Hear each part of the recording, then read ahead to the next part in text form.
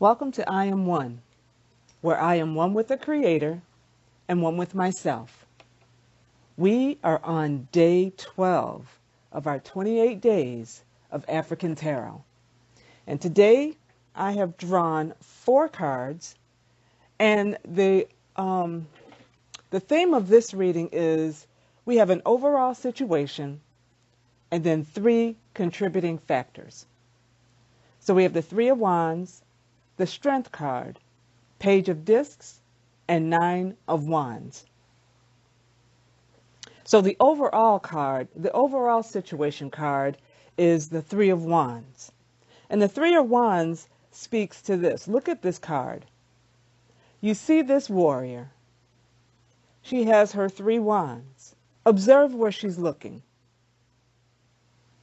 She's looking out into the water, the river, the ocean, the lake, whatever that body of water, the size of that body of water is. But she's looking out over the water, and she sees those 3 vessels.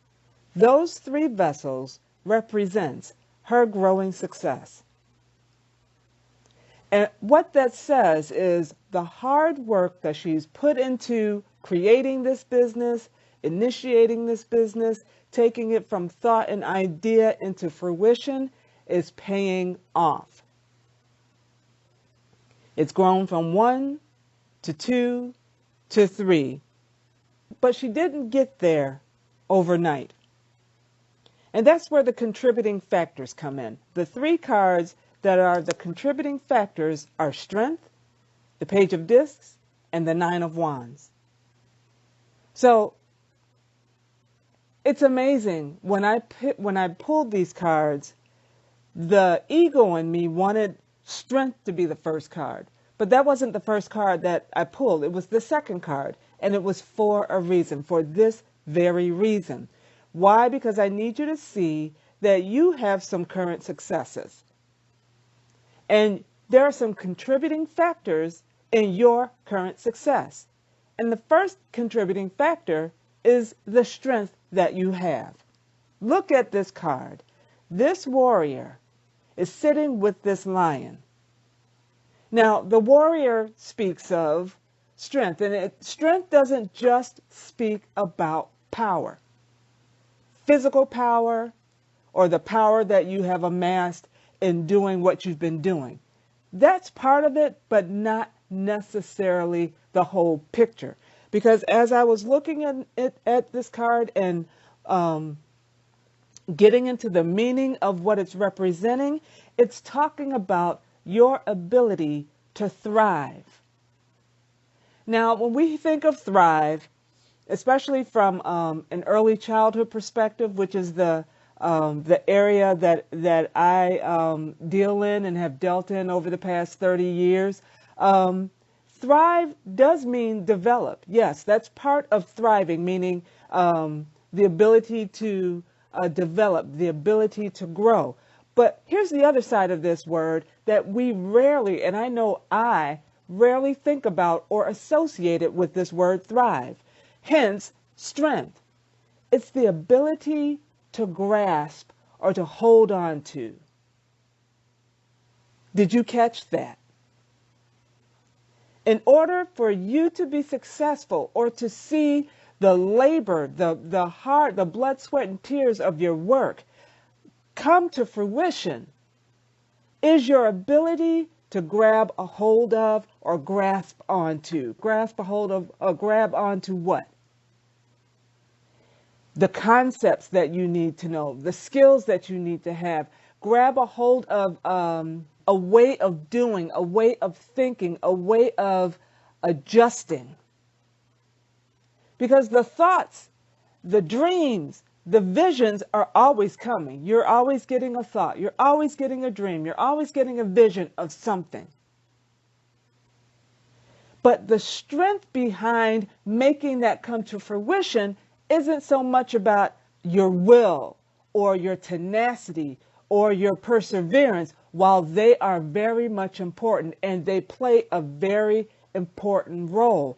But with all that, you need to grab onto something. Grab on to a concept, grab onto a way of doing, a way of implementing, a way of adjusting, a way of bringing something into play, whether it's creating a software to support what you're thinking, whether it's bringing on a team of people to help bring this baby to pass. Whatever the case may be, there is a point in which you have to thrive. You have to adjust. You have to grab onto and hold on to and put the moving pieces into place. That's your strength. That is what strength looks like. It's not about your muscle. It's not about your grit. It's about how you're grasping onto something and bringing that to pass. And then your grit, your willpower, your tenacity, your perseverance causes those things to get all the pieces of the puzzle together and then make one turn into two, turn into three, and so on, and so on, and so on. But here's the other part of this. Look at this warrior and look at this lion. When we see a lion, if you've ever been in the wild, and I have not, I've seen them in the zoo. But when you see a lion, even with the gates and the fences in place to keep you safe, they bring about a persona of, or they evoke fear. Why? Because we understand their fierceness and the ferociousness that their very being exudes, which means you better respect them. Oh! But look at this picture. This warrior is not only close to this beast, she not only has her arm on this beast's head, but she has her hands on the beast's mouth. And this beast isn't attacking her. Why? Because there is a mutual respect. There is a mutual acknowledgement of each other's fierceness and how ferocious each one can be on their own merit. And one isn't afraid of the other because one respects the ability, the power of the other. And how many of us today, doing our thing, going about being who we are unapologetically, and how your confidence, how not your conceitedness, not your I'm better than everybody else attitude, but just the confidence and the comfort level you have with yourself. How much that scares other people to the point that they have to do what they can do to remind you you're not as big as you think you are, when you don't even think big of yourself like that anyway. But they have to remind you how wrong you are, when they have to remind you the mistake that you made, because they can't handle you being comfortable with you. They can't handle that you hold yourself accountable. They can't handle that when you make a mistake, it's no big deal for you to go and apologize. It's not a big deal for you to say, my bad. It's no big deal for you to point the finger at you, because that's how comfortable you are with you. That's how much you are accountable to yourself. But when others who are insecure and they've never seen a person walk in that vibration, that energy, when they've never seen it, and they're facing it as they look at you, they become that lion who has to roar to remind you of who they are. And if they only knew, you already know who they are. And you're not coming at them to remind them of who you are. You're coming at them as yourself. Can you just be yourself and we can respect, mutually acknowledge, mutually build each other up, mutually walk on this path without incident, without bloodshed, without me putting you down and me raising myself up, not without any of that.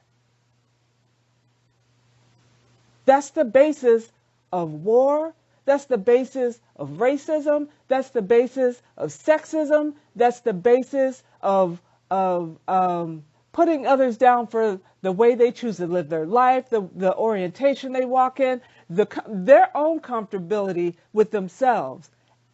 And it's your fear. It's your insecurity.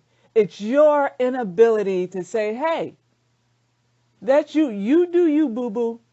I'm okay with you doing you because I'm okay with me doing me.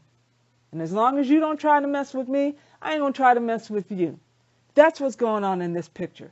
That is the essence of strength that you can grasp on. You can grab a hold of, and you can put the pieces into play and make shit happen. Now, the next two cards, Page of Discs and Nine of Wands, go hand in hand. It's crazy how this stuff is happening, but they go hand in hand. So I'm going to read both of those together, if you don't mind. Now, in your focus of getting things done, making things happen, putting the pieces into play, and seeing your not just seeing yourself not just succeed, but seeing yourself grow. Because it's one thing to get one.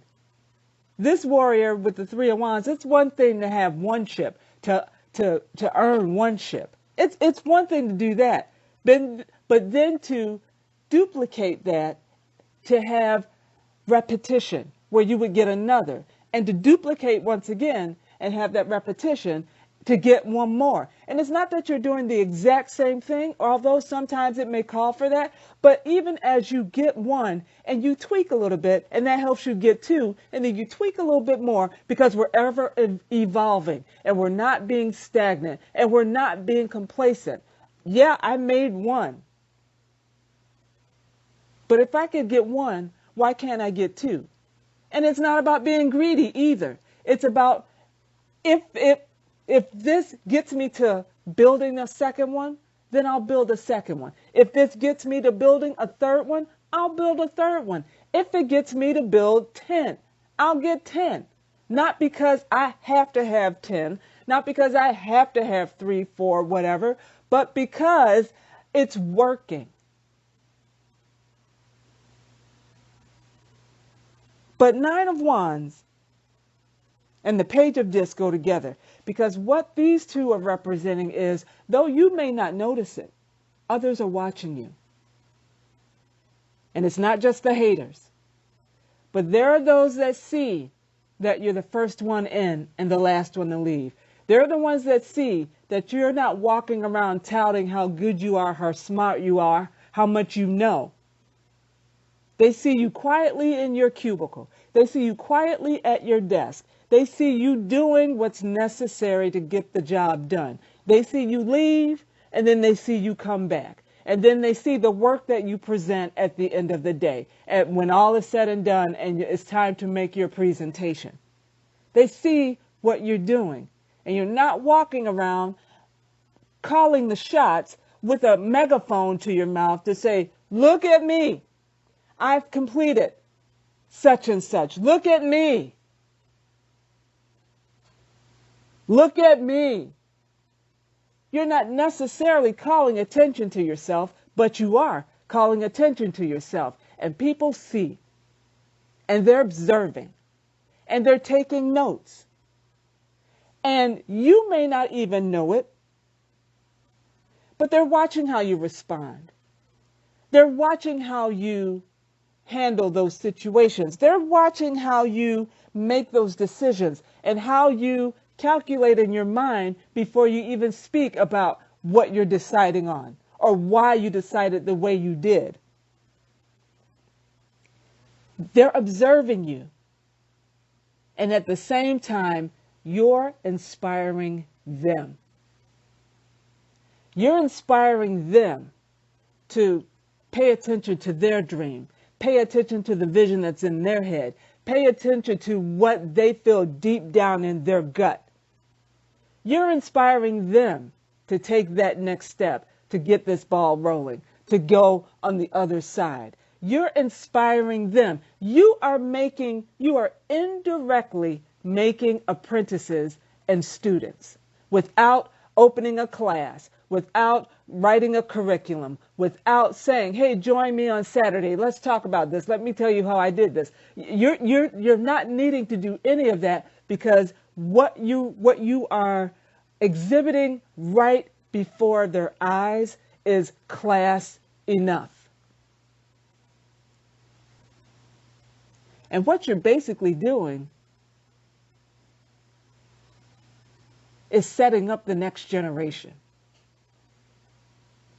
And generation doesn't necessarily mean the younger people under you. Generation just means the next class.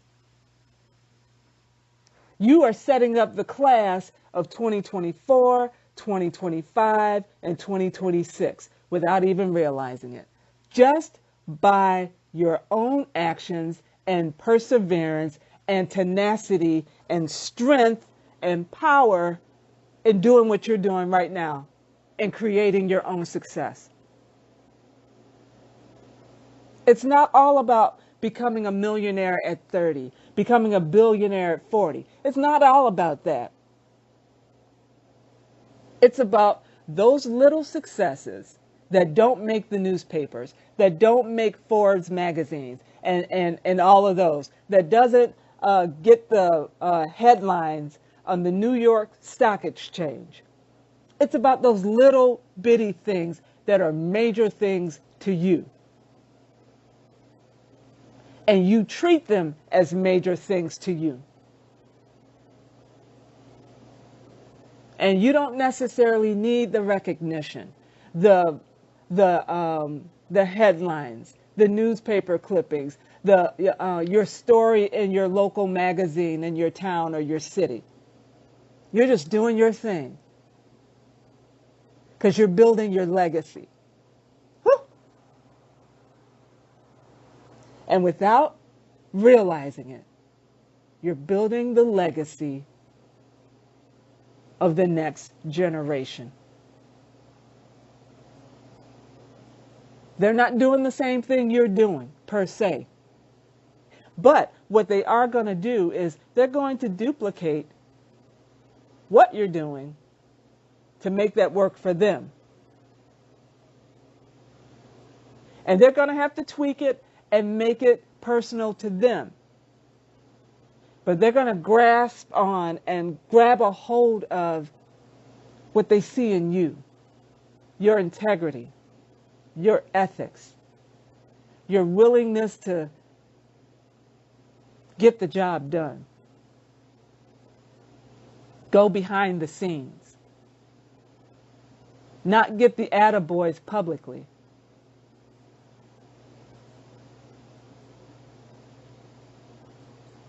You are helping to build the next generation of game changers, the next generation of doers, and the next generation of winners. And with that, peace and blessings to you all.